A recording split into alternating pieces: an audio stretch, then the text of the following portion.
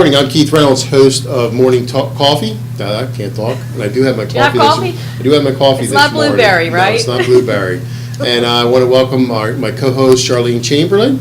Char, good morning. Good morning. How are you? I'm doing good. I'm actually got my coffee again. Good. So things will be back to normal, hopefully? Yes, everything's back to normal, feeling just right. So well, that's great. So what we got going on this morning, Char? We have a very special guest this morning. This is Brad Tornberg, and he is an entrepreneur, and he is also the principal of E3 Consulting Partners. Welcome to Morning Coffee, Brad. It's nice to have you on the show. Good morning. Thank you for having me. Good morning. Good morning. Brad just released a brand new book called Business Fitness Revolution. Sounds to me like working out while you're at your computer. So absolutely. Tell us a little bit before we about get, you know what, guys, get a shot of that for us. Okay. Okay. Got it. Good. Mm-hmm. Ready. Fill us in. Well, tell us all about this fitness revolution. Business fitness revolution. If you look at the human body, when you go to a doctor or chiropractor, tells you that if all of your systems are functioning at 100%, you're in total health. So what I did was take a look at the business body, which also has its own internal systems, and try to look at what is it that makes a business 100% healthy. And it all kind of started with a blog article, having worked with family businesses and realizing that a lot of the dysfunctionality that I'm being asked to fix is actually coming from the person who's asking me, the principal or the owner. Right. So I wrote an article called The Business Brain, and it was really talking about how the human brain communicates down to the rest of the body, tells the body how to operate. Well, it's the same thing in a business. You have a business owner who basically communicates the messages down to the organization. The business owner would be considered the business brain. The business brain, the business owner. And the central nervous system becomes how that communication gets out to the rest of the organization. And then I took it a little bit further and realized, there are all kinds of systems that you can equate the human body to the business body. For example, the digestive system. Business is taking a lot of different information, especially today with social media and overload. How do they digest that information, get rid of the waste, and utilize the rest of it that's good for the rest of the business body to give it nutrition so that that business body can grow? Right. And if you take it even further, you start to talk about things like, the auditory system, how well a business listens, how it takes in information and how it uses that information. The business voice, which is how you communicate to your vendors, your employees, your customers. What's the messaging? Is it consistent messaging? And a lot of times, as a business consultant who's being brought in typically to look at technology, what I tend to find is more times than not, it's not technology. It's the people and or the processes or the lack of those processes. Right.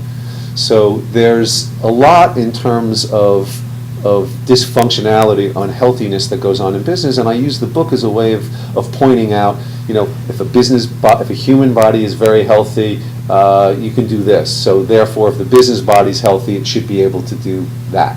And it becomes kind of this comparison between the human body and the business body. But you're also talking about the physicality of possibly or perhaps the business owner being in good health, correct? Excellent point. The brain. Excellent point.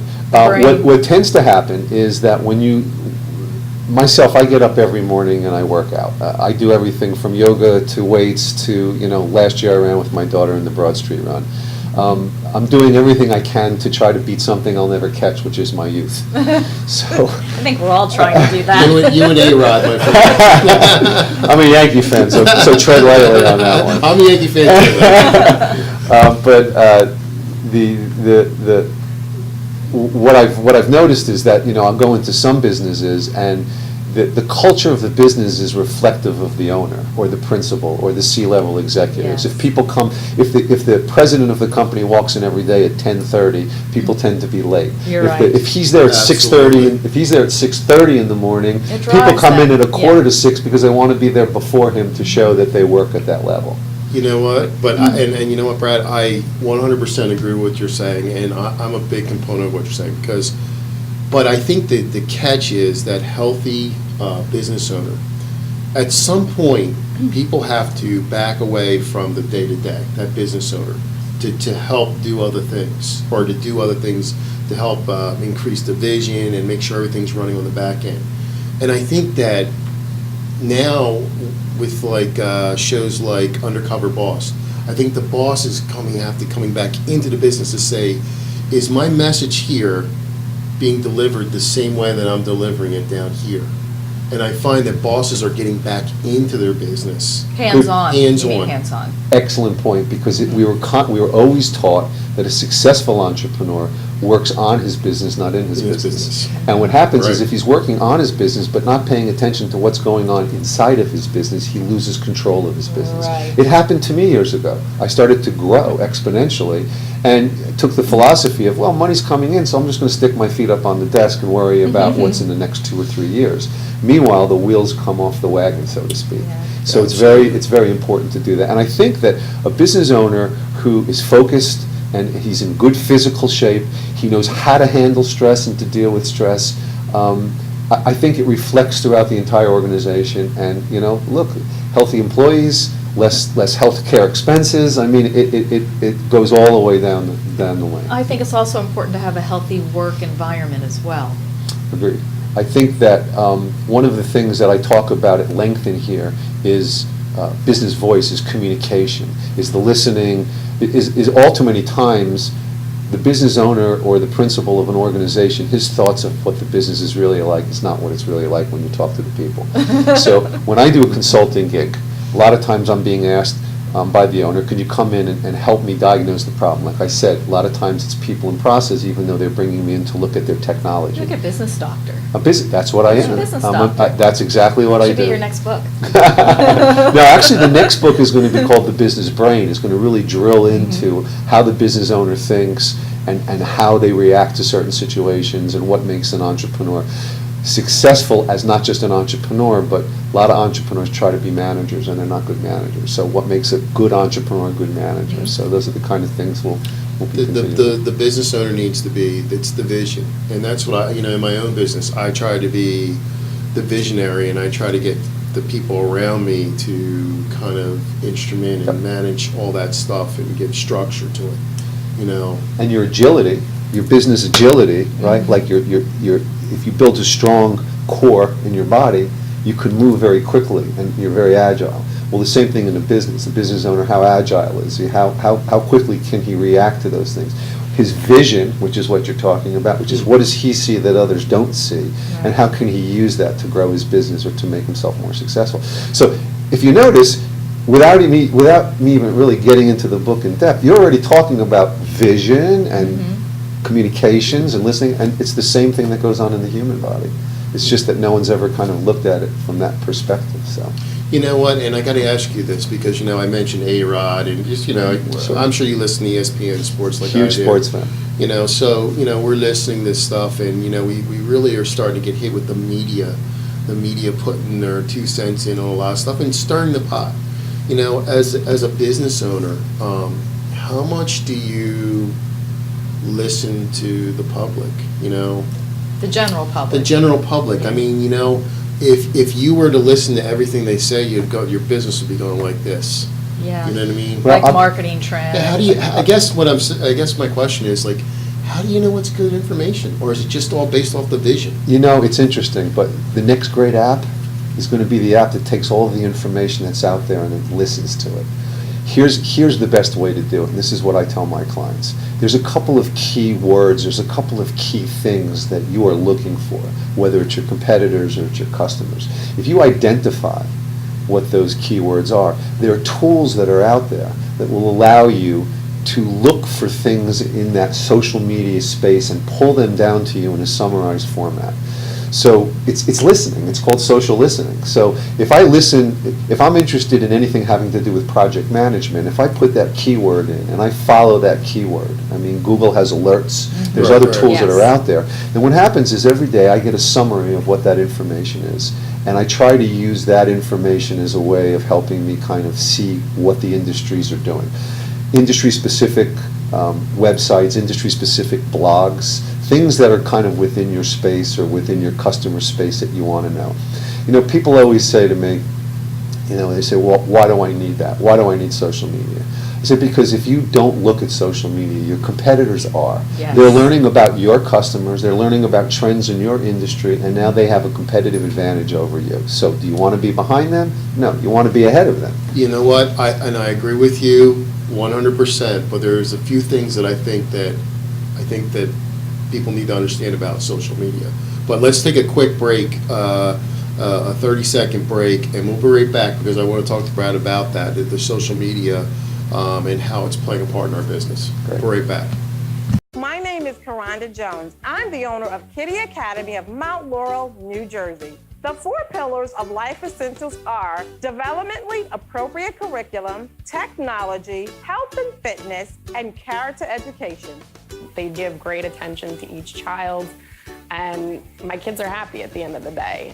Academically, exposing them to the state curriculum early. He's getting the exposure with the alphabet and the numbers and reading and writing, so I'm really confident in him going to the next level. This year they did little pictures with the kids, and they made like popsicle sticks and made their own frames, and you know, it had a little picture. They were holding a picture that said, "I love you, Daddy," and literally that morning I melted. Everybody's friends here. Yeah, it's not like he comes home every day crying about the bully. It's like everyone's buddies. The worst part about Kitty Academy is trying to get my kids to come home at the end of the day. They have so much fun.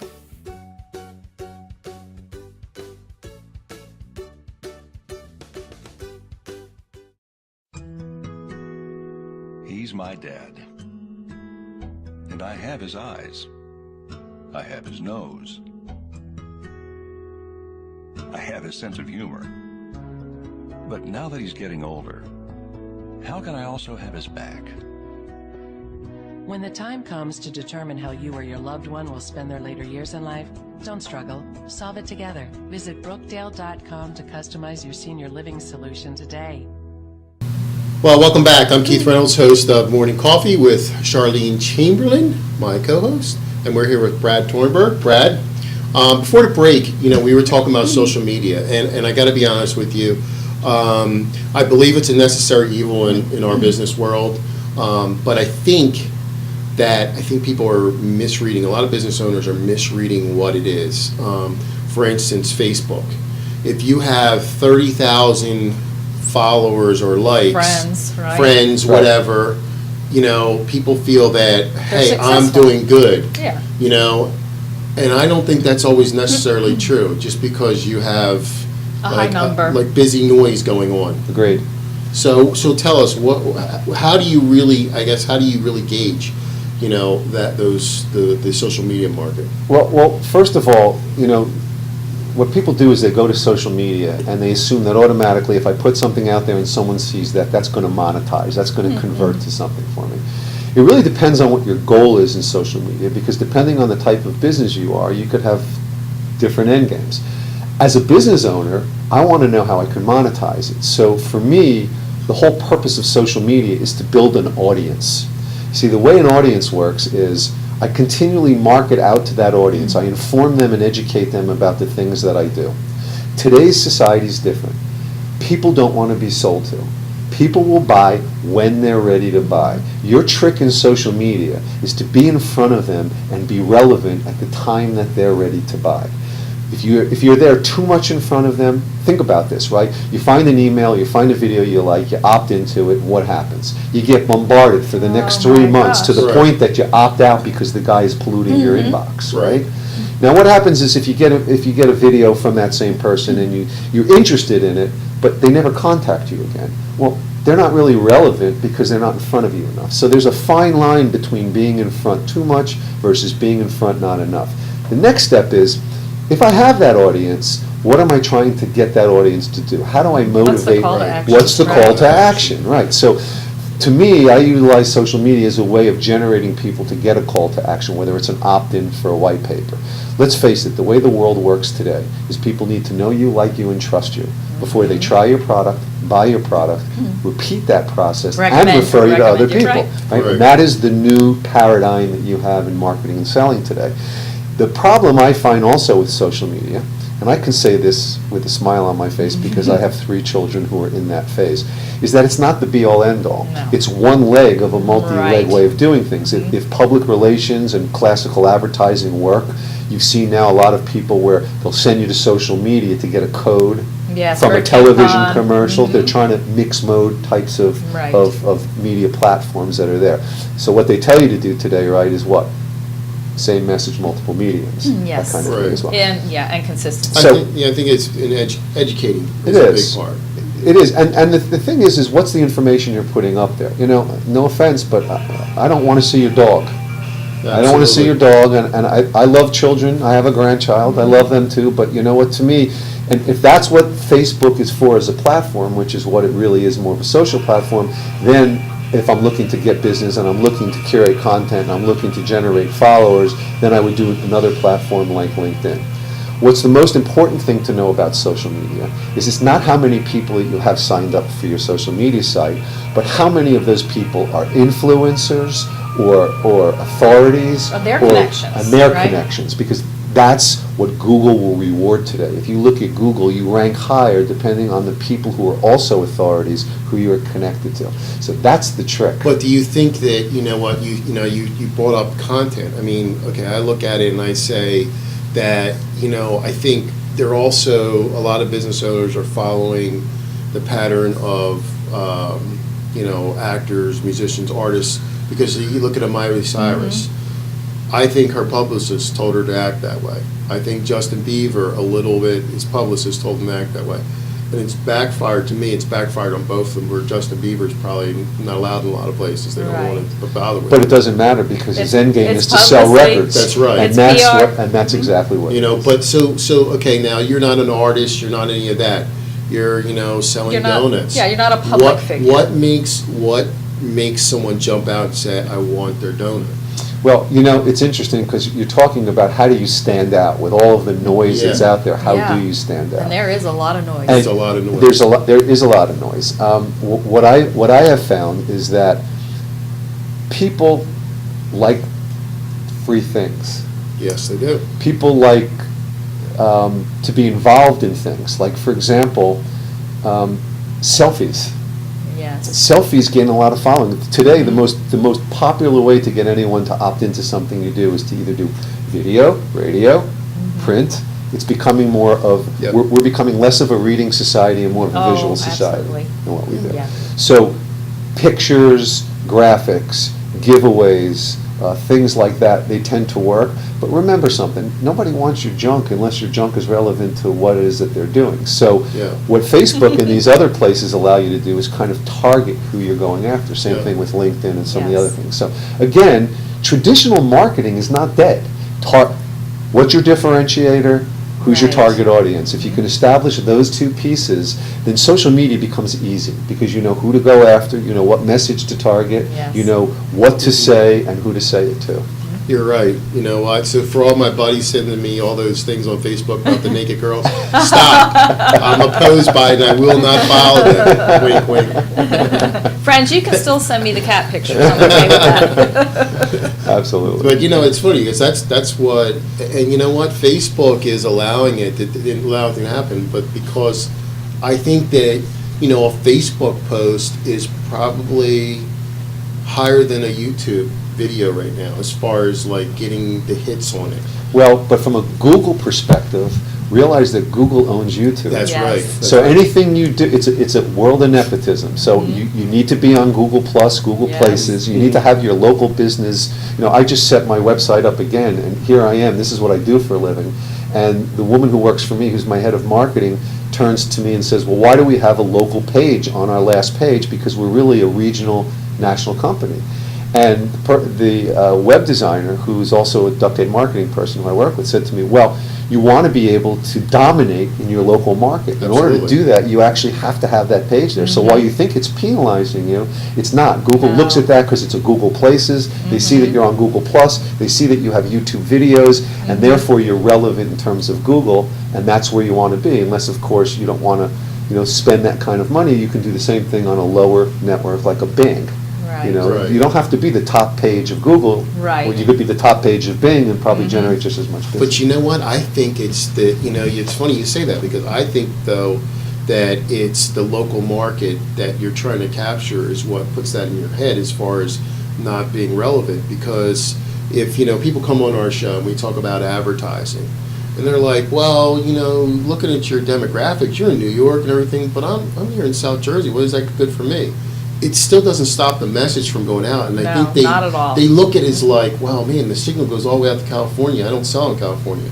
So what? It still goes through and goes out. You know what I mean? It's hard for them to capture all I that. know. But I want other people in the country to learn about me. Absolutely. That's how you get speaking engagements. That's how people invite you to 100%. things. That's how you So grow your That's how you business. grow your business. Yeah, Absolutely. that is how you, and you know what? Because you never know. That's why when people ask about things, like I said, hey, if a person in California is listening and they say, hey, I'll buy that, whatever your product service is from there, Absolutely. that's, the biggest compliment to me. And I say, Absolutely. go for it. We've had some callers from California on the music show. Yeah. People were listening in and calling in and asking questions of some of the artists.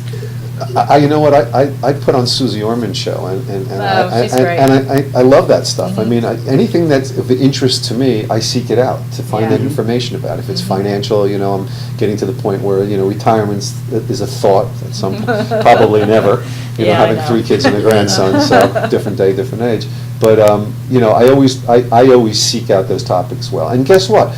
I want to attract people who are like me, who are looking to learn, who want to get better in what they do, Right. want to improve their Absolutely. business, and more importantly, want people around them who know something more than they know. I mean, as a business owner, as an entrepreneur, That's I always try to surround Surround myself with yourself people who know with- more, and I'm Right. finding less and less as I get older. Yeah, you know Yes. what? You're right. You do want to surround yourself with people that know more. Absolutely. Brad, you couldn't say it any better.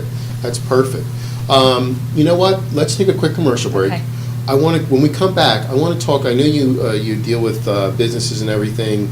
As far as we were just talking before the show about going in and giving that positive attitude to some businesses and helping their team. So Yep. I want to talk about team building. Great. And I would like to talk about duct tape marketing. Yes, I If we do have want a to talk few about that minutes. as well. Yup, for a few minutes. So we'll be back in 90 seconds. My name is Karonda Jones. I'm the owner of Kitty Academy of Mount Laurel, New Jersey. The 4 pillars of life essentials are developmentally appropriate curriculum, technology, health and fitness, and character education. They give great attention to each child, and my kids are happy at the end of the day. Academically, exposing them to the state curriculum early, he's getting the exposure with the alphabet and the numbers and reading and writing, so I'm really confident in him going to the next level. This year they did little pictures with the kids, and they made like popsicle sticks and made their own frames, and it had a little picture. They were holding a picture that said, "I love you, Daddy," and literally that morning I melted. Everybody's friends here. Yeah, it's not like he comes home every day crying about the bully. It's like everyone's buddies. The worst part about Kitty Academy is trying to get my kids to come home at the end of the day. They have so much fun.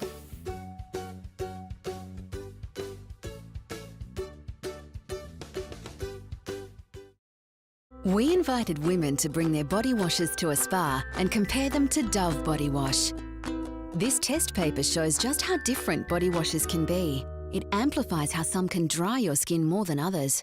Dove is different. Its breakthrough technology has a unique blend of gentle cleansers and nourishing Nutrient moisture. How soft does that feel? Dove Deeply Nourishing Body Wash. This is unique. This is different. This is care.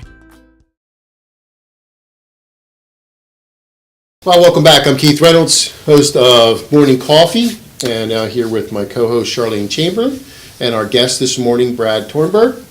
As right before the break, we were talking, and Brad does, I guess, team building, you want to say, in your company, with your company. It's a lot of what we do is we kind of go in and do an initial diagnostic, where we'll talk to everyone to kind of get an understanding as to their perspective.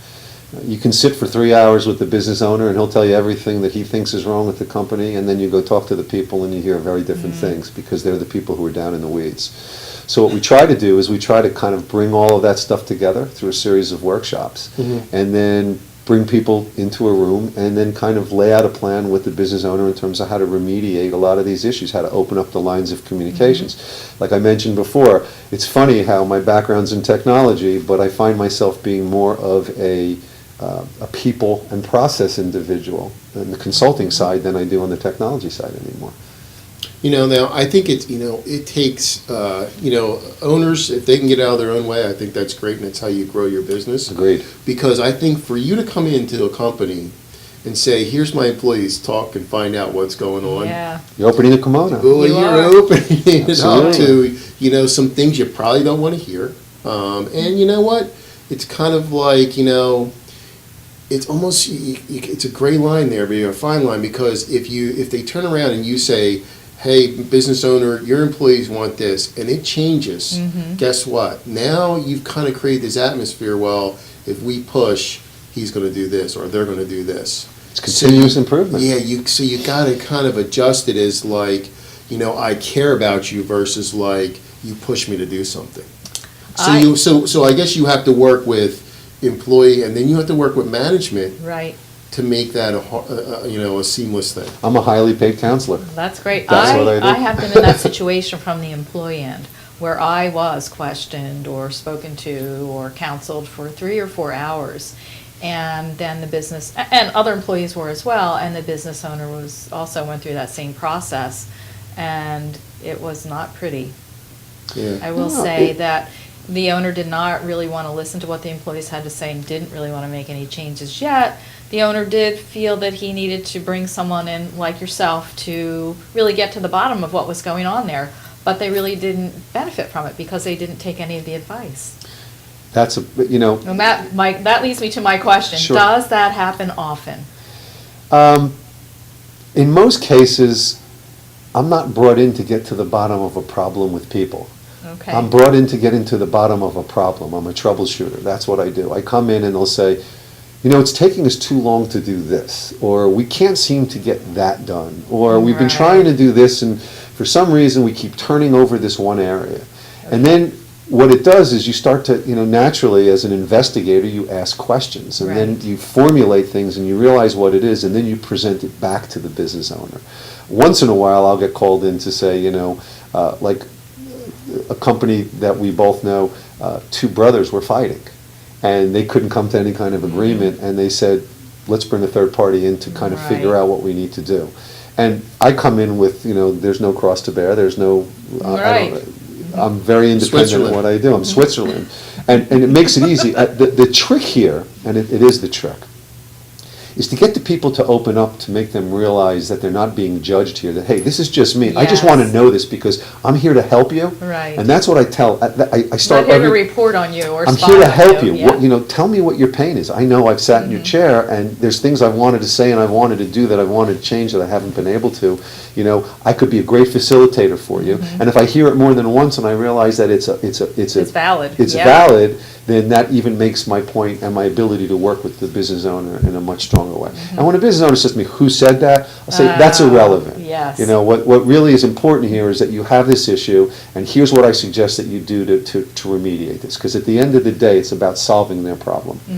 Yeah, that's funny you said that too. I mean, do you feel that a lot of employees don't like to speak because of They're the afraid they're repercussion? going to lose their jobs. They don't know. I think they are. I think there's some bosses whose bark is much worse than their bite.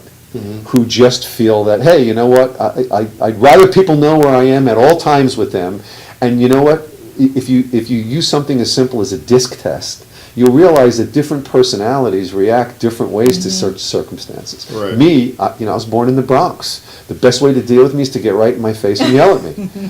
But there's other people that if you do that to them, you turn them completely off, they're Yeah. gone. And you're never going to get them back because they're going to always live in fear of you. So you need to understand the type of persona that you're dealing with, the types of people that are in that group. Does the team make sense? Is there a dysfunctionality that exists within a department or in a group of people? I've been in other areas where, there's the fight that goes on is between 2 departments. The old days, sales and marketing, Oh, right? yes. Marketing I've was, been in that. marketing was interested in Yes. branding, but sales wants leads. That's right. Well, you know what? So then how do we change the marketing department so that we still can do branding, and then maybe carve off That's the 2 new people business, who are yeah. there to do nothing but new business development. And then the business owner sees a light bulb goes on and says, I never thought about that. Now, I know that's really exaggeration Right, of but- something, but you get the Yeah, idea sure. of there is another way to skin a cat. Sorry, Right, I know that's you Well, I like think, okay. you know what, I think you need to bring a confession booth in with you. So you don't see anybody sitting on this side. Father Tornberg.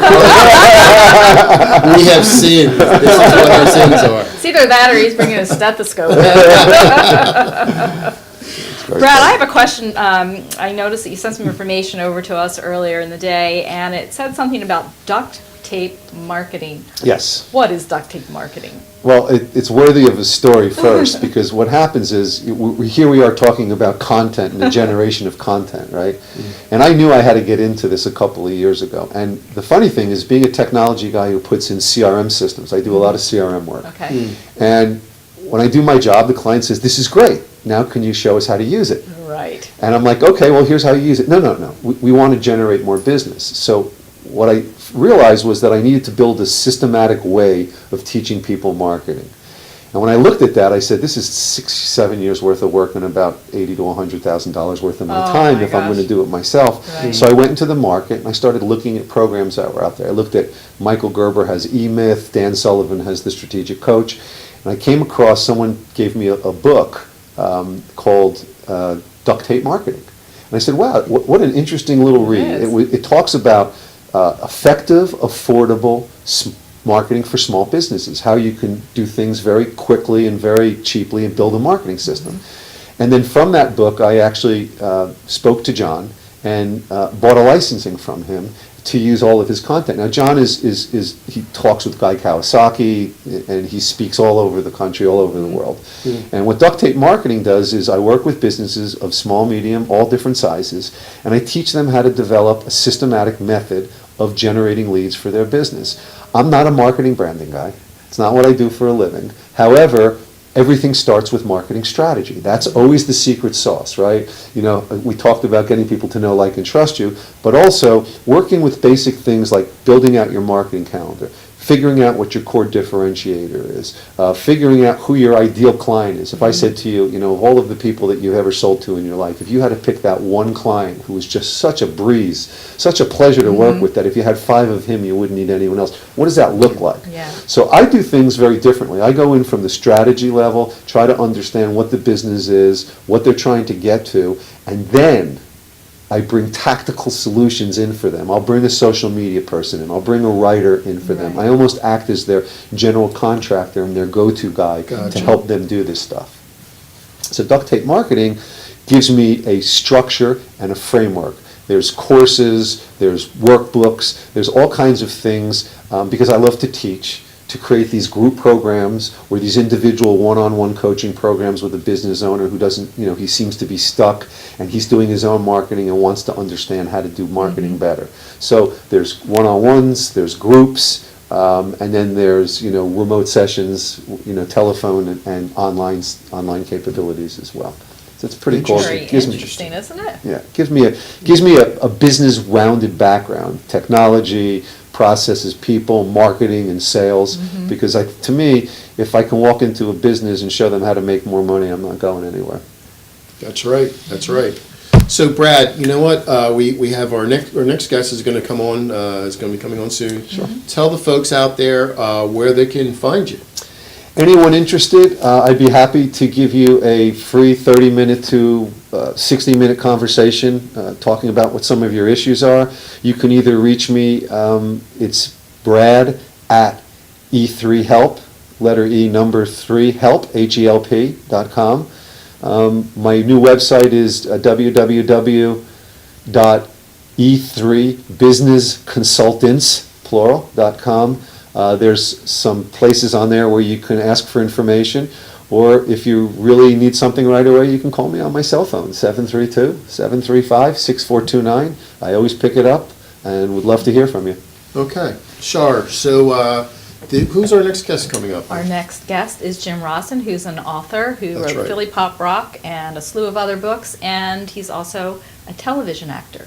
Okay, so we'll be back right after his commercial break with our new guest. Thank you.